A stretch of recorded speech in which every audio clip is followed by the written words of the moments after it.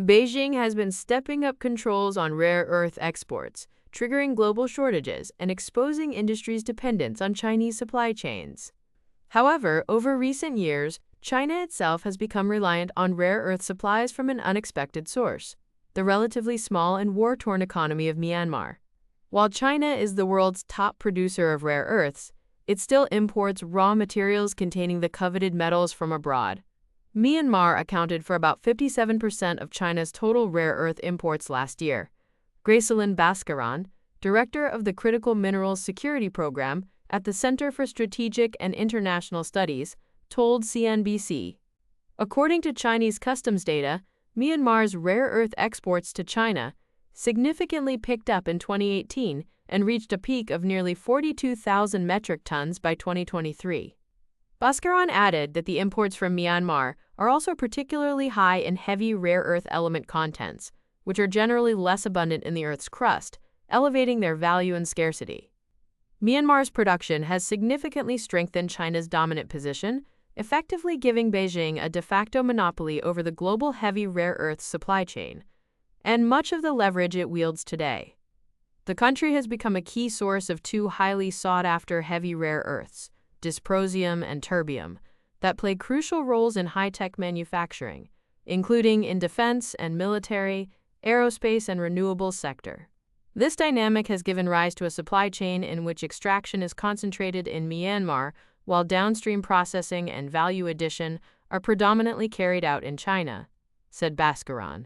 Myanmar is home to deposits that tend to have higher heavy rare earth content, David Merriman, research director at Project Blue, told CNBC. These ionic adsorption clay, or IAC deposits, are exploited through leaching methods that apply chemical reagents to the clay, and that comes with high environmental costs.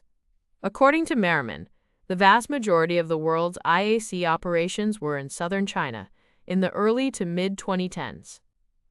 But as Beijing began implementing new environmental controls and standards in the rare earths industry, many of these projects began to close down.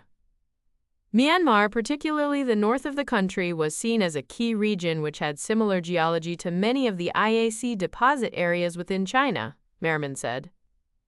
You started to see quite a rapid build-out of new IAC-type mines within Myanmar, essentially replacing the domestic Chinese production. There was a lot of Chinese business involvement in the development of these new IAC projects. The rare earths extracted by these IAC miners in Myanmar are then shipped to China mostly in the form of rare earth oxides for further processing and refining. Yue Wang, a senior consultant of rare earths at Wood Mackenzie, told CNBC.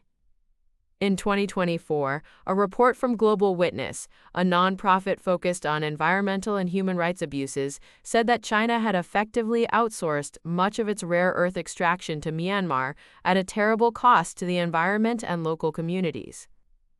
China's reliance on Myanmar for rare earths has also opened it up to supply chain risks, experts said. According to Global Witness's research, most of the heavy rare earths from Myanmar originate from the northern Kachin state, which borders China.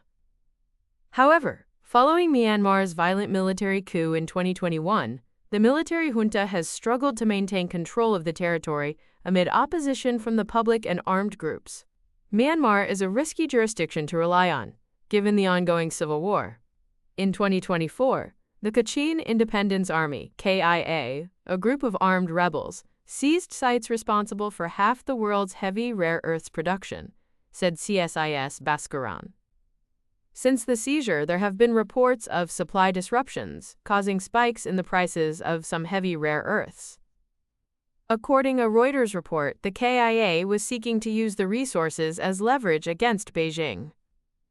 Chinese customs data shows imports of rare earth oxides from Myanmar fell by over a third in the first 5 months of the year compared to the same period last year. If Myanmar were to cease all exports of rare earth feedstocks to China, China would struggle to meet its demand for heavy rare earths in the short term, said Project Blue's Merriman. Not surprisingly, Beijing has been looking to diversify its sources of heavy rare earths. According to Merriman, there are IAC deposits in nearby countries, including Malaysia and Laos, where some projects have been set up with Chinese involvement. Still, he notes that environmental standards are expected to be higher in those countries, which will present challenges for rare earth miners.